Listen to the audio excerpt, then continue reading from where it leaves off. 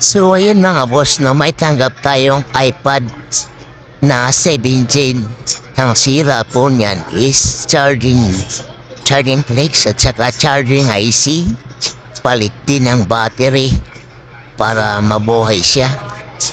Nung mabuhay ko ay sira din ang battery niyan dahil lumobo. At pagkatapos nun ay inassemble ko na. Nung matapos ko nang ilagay yung charging flex at saka U2 IC niyan, ayun, nag-on nga. So, dinala sa atin to mga boss, no, at hindi na nag-on. Buti na lang at nagtiwala si customer sa atin at iniwan niya ito ng isang araw para maobserbahan ko na rin daw.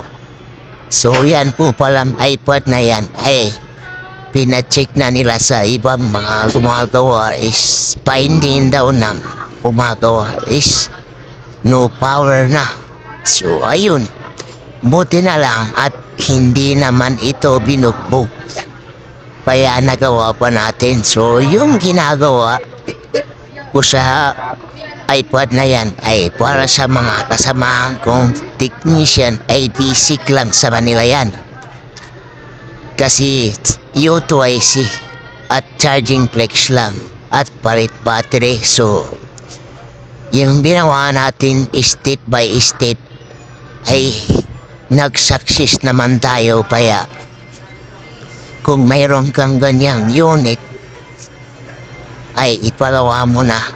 Kasi yan ginawa ko na yan ay patong-patong na yung sira. Inipunan nung may-ari ang sira niyan para lang mapagawa.